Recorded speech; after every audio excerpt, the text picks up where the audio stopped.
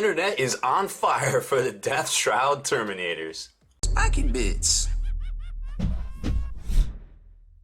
What's up, Hobby Maniacs? Rob Baer with you, checking out the already nefarious Deathshroud Terminator Bodyguard unit from Games Workshop. Now, this, I don't know what happened when we saw the previews for this and then the pricing came out.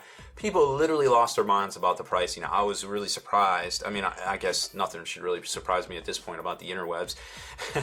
But I was definitely surprised by all this. Now, a lot of folks don't agree with the pricing. It is $60 for these three models. Now, we know the Blight Lord Terminators that are coming out next week are $60 for 5 Terminators. And everybody was like, oh, hey, you know, it's an expensive hobby, blah, blah, blah, blah. You know, obviously leave your comments below on how you feel about all this. I'm not siding either way. One of the most interesting comments I saw was, the only way I'll buy that box is to kit bash all of those together and make 2 or 3 different Typhus models, because Typhus is $40 now. And that actually seems like a very economical hobby, a very wise hobby expenditure right there, to split this box with one of your friends and make up, you know, a whole bunch of different Typhuses out of here, which you can obviously do. Now, this is the traditional cataphractii plate that we saw the Deathshrouds in 30K. Matter of fact, they are $65 US for 5 resin ones from Forge World. Now, here's what you may or may not know at this point. A lot of people thought or assumed that these were, myself included, that these were on 50mm bases. These are in fact 40mm bases, the same size bases Terminators have been coming on ever since 2005, when they converted them over from 25mm to 40mm from the traditional smaller pewter models that we all have. As you can imagine, that was met with a lot of resistance back then as well, as it should be, because, you know, gamers traditionally don't like a lot of change, especially when it affects their models. Now, I really don't have an opinion on the matter. I have no dog in the fight, so to speak, on this one, or no horse in the race, whatever analogy is appropriate at this point. But let me tell you what, these models look beautiful at first look. Now, once we start getting in here and start looking at some of the design of how they go together, you'll see that they are very statically posed, and you don't have as many head options. Actually, that is pretty much the only option, besides you have you can choose between the champion torso with this different shoulder pad thing right here, and that's about the only difference you have, believe it or not. But again, that being said, you can do some cool conversion work in things. There are a couple extra pieces and doodads and things here. You got this little Nurgle Dreamcatcher even arm, you know, that you could switch out with some other stuff too. So that being said, let's jump right into it. I don't want to waste a bunch of time just harping on things that may or may not matter to you when you really want to see what's inside the box. Now, first up, just to prove to you that these are definitely 100% 40mm bases, can confirm.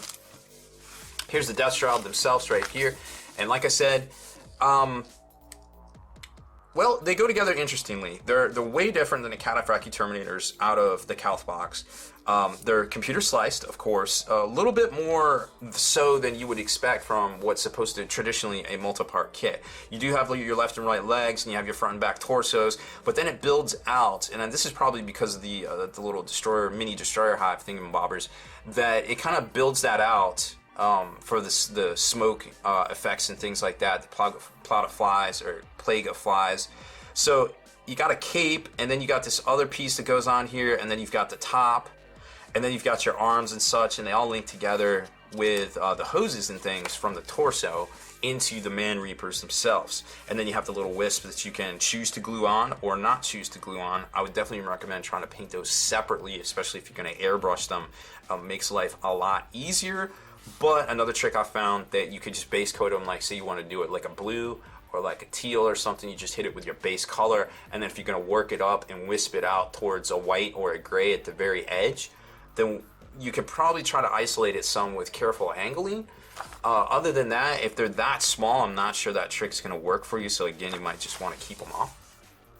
The Deathshroud Terminator number 2. Oh, and this doesn't have a head option. Check it out. So it basically, oh, excuse me, it has 2 different head options here. So this one does have 2 head options. I misspoke. Both of them, you got to put them in at this point, and it locks in with the front and the back torso.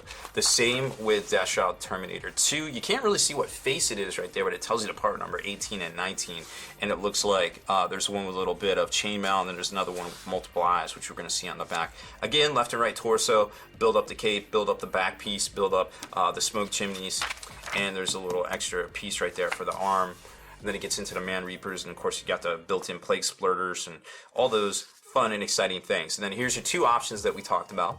The front normal plate torso with a normal shoulder padded and normal scythe, and then the champion has the crazy Nurgle happy mouth. Nurgle's so happy.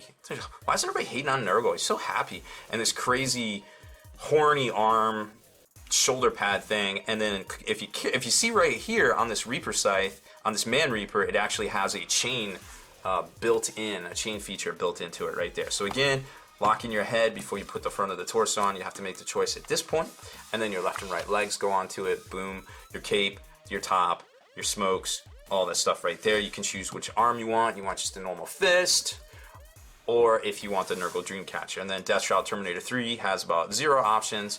It doesn't even look like you can choose the head at that point. You have one head, it is number 34, and you will like it.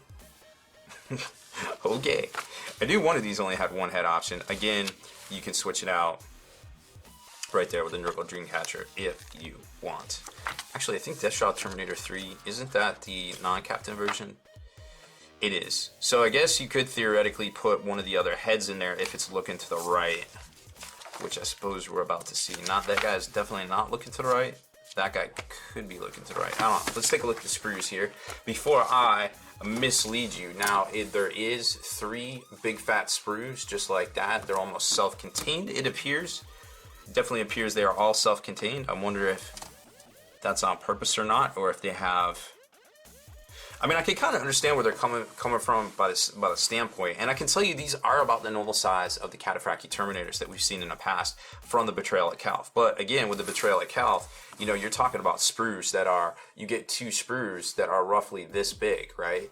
So, and that's for 5 miniatures, and then of course you have all the options for, you know, all the weaponry and such. These guys are just basically static with what you get. Well, let's zoom in on it and show you a little bit better what we got going on here. So here's one of the Terminators. Doesn't look like... Just glancing at these real quick. Oh, okay, so that's where the extra... So this is the torso that is not... Yes, this is the torso that is not the champion, along with a Reaper, your front, or your front back. No, this is your back, that's your front, of course. You got your top. There's your heads, your 2 different head options. Is that the 18 and the 19? Nope, that's not it.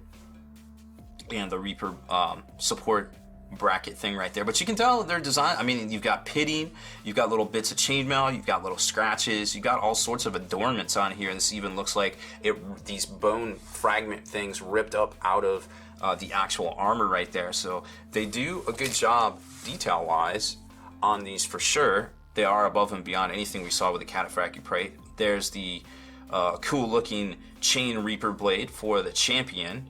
That looks like it goes on to the heft of a scythe, which is gonna be, looks to be right here on this guy. So they are scattered, they are not self-contained. And then you've got all your wisps and everything, your Plague Splurter bits, your top of the hives, and all of the different arms and capes and things as well. And then the very last sprue, you can see here the champion front, champion top with the crazy long horny shoulder pad, normal scythe top that you can choose from between the 2 depending on what version you want, champion or non-champion. These guys, I'm actually digging these guys, I'll be honest. I wasn't sure, I was on the fence, and then I get them in front of me and I'm like, man, these are way more detailed than the normal Nurgle Marines. I mean, the normal Nurgle Marines got a lot of trim, and they got all sorts of like little piping and little mutations, but it all just seems very busy. Like these guys are real business. They're the Deathshroud. They're always 49 steps away from Mortarion. We know what we know what they do in game. You know, they're gonna protect your characters, and they're just all business, man. They're like, yo, we do things. We got some battle damage. We look good. I'm digging these models. Like, I'm kind of sad I don't have time today because we're getting ready to get some other stuff done here around the studio to get these together and show you the exact sizing, but I'm sure that will be, I'm sure by this is already out on YouTube. Somebody already has them put together and is sharing them. At this day and age, probably already painted by this point. Let's take a look at the rules real quick and give you some ideas for that. Now, these guys are meant to protect characters. I mean, they're no slouches in combat either. But unfortunately, they're a little pricey points-wise. I think they're up around 75 points, so a squad of 3 is going to be 225 roughly. Now, we all know Mortarion can get got. I mean, there's a lot of things that can die in the first turn. Mortarion is definitely one of them, so you want to make sure if you have him in your list that it is appropriately detachinated so that you can get that warp time from the normal Chaos Dex rules and get him into combat as soon as possible. These guys are going to be able to take some wounds. They actually have to. They have the Bodyguard ability. Any character within 3 inches, you're going to be able to throw the wounds on these guys. Now, there is a really cool stratagem that lets you get back a whole model if you lost it, or wounds. I would obviously play it after you lost the whole Deathshroud Terminator.